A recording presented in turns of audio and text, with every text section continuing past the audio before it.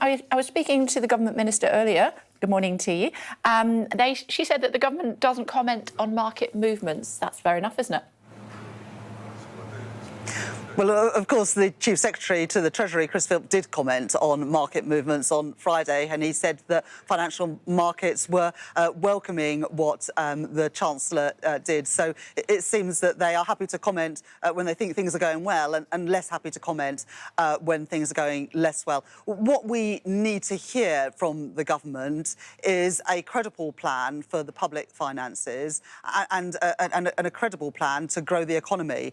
And it is because we got neither of those on Friday that markets have reacted in the way that they have, both on Friday. And look, I think that many people hoped that over the weekend and as we got on to Monday trading, that things would stabilise.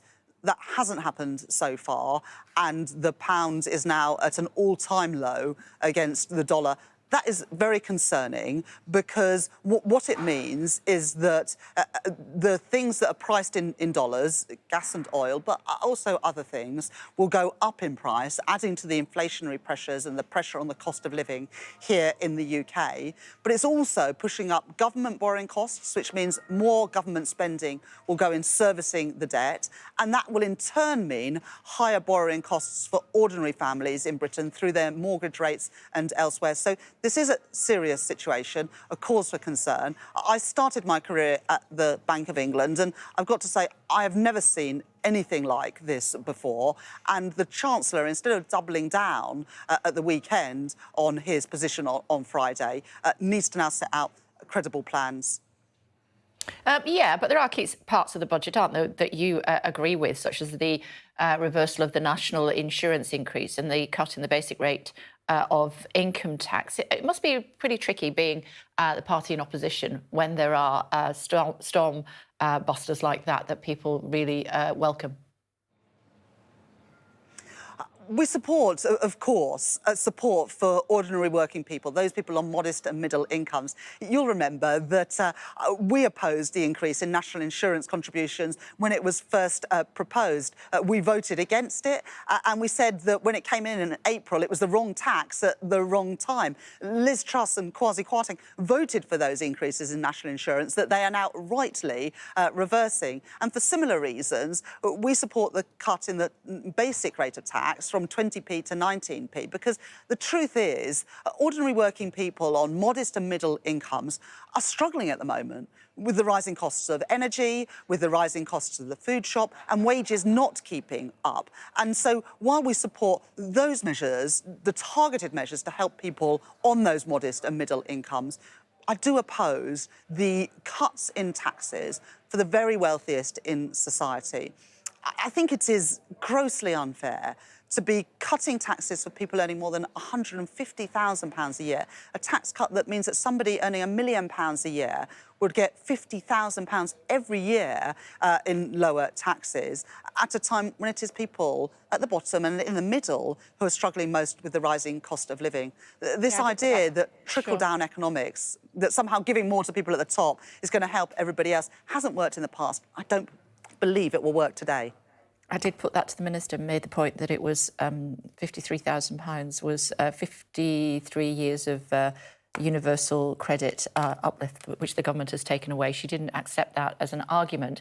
But national insurance, that cut, which you support, where will the money come from, even when you're in government, for the NHS? Because that's what it was supposed to be used for. Well, I listened to what the Chancellor said in the statement on Friday, and he said very clearly that it wouldn't affect the money that was going into the National Health Service. And that's what we've said all along, that the National Health Service should be funded, but not on the backs of higher taxes on ordinary working people.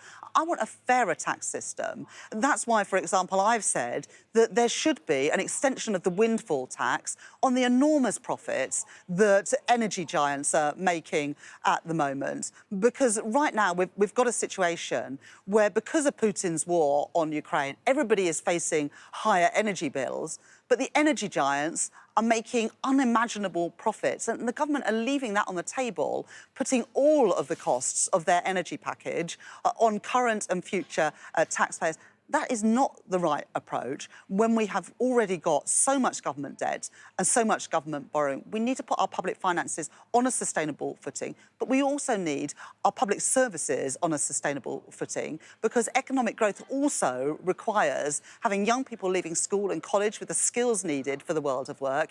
It requires having doctors and nurses keeping people fit and well so that they can work. And we've seen in the last few years people drop out of the labour market because of illness and long-term conditions. And so further cuts to our health and our education budgets we would oppose, because you need strong public services for a growing economy too.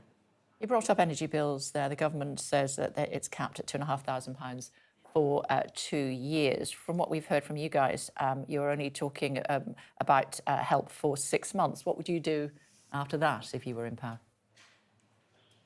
Well, we set out a package of measures before the government had measures for any period of time. We set that out in August because we felt that energy customers needed to have that reassurance that help was coming, and it would have come under a Labour government sooner. We set out a 6-month, fully funded and fully costed package, and we said that more might be needed and we would look at the situation in April. We welcome the fact that the government has now acted. We support the package they've put in place. The dividing line now, though, is who pays for that package of measures. Because under the government's proposals, it is current and future taxpayers that will have to pay back this money in the years to come. While under Labour's proposals, we would have extended the windfall tax on those big profits being made by the energy giants, rather than putting all of this on more borrowing and more debt that in the end has to be paid back.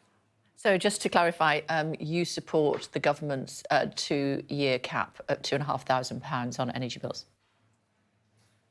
Well, we think there should be a proper freeze in energy bills. That was our proposal, not an increase in the cap, but a freeze. We also said...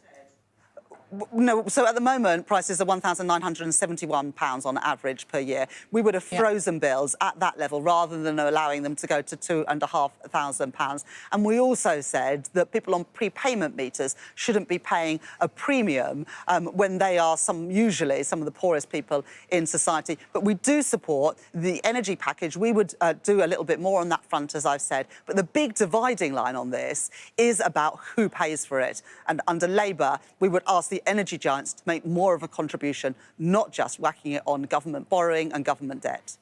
Dockers are on strike in Liverpool at the moment. On Friday, the Chancellor announced plans to diminish the powers of unions to be able to strike. What do you think?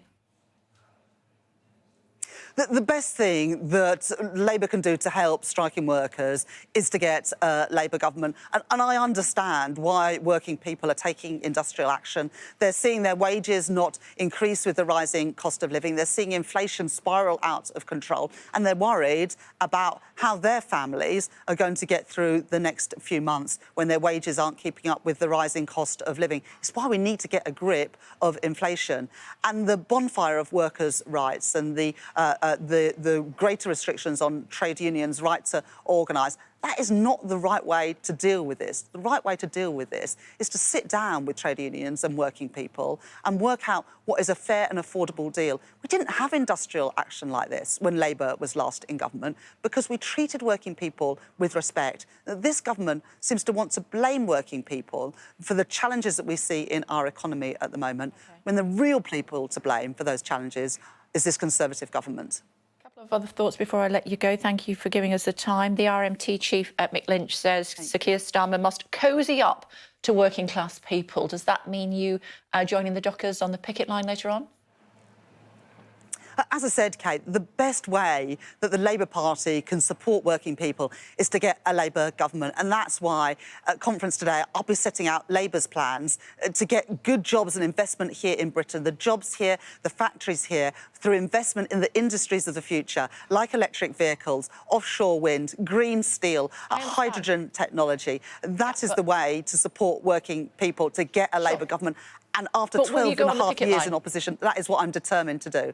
I'm not going to go on the picket line. I'm going to set out Labour's I'm not going to go on the picket line. I'm going to be setting out today on our conference floor the plans that Labour have to support working people right across this country. That is the way to help working people to get a Labour government. And as I say, Kay, I am sick of opposition. I want to be not the shadow chancellor, but the Chancellor of the Exchequer, actually able to fix some of these problems in our economy today.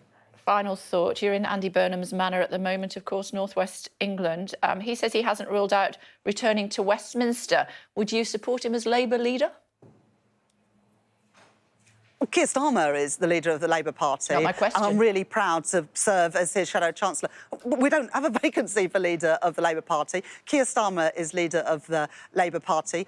I've never felt as optimistic about the future for Labour in the 12 and a half years as I've been an MP as I am today under Keir's leadership. I think that when people look at the Conservatives and the direction that they are taking us in, and they look at the alternative provided by Labour, and you'll hear more of that in my speech today and Keir's speech tomorrow, that Labour are winning the battle of ideas finally. And I am confident that at the next election we can persuade people who have left Labour in recent years to come back to Labour. Andy is a brilliant mayor and I work closely with him, but we've got a great leader of the Labour Party today in Keir Starmer.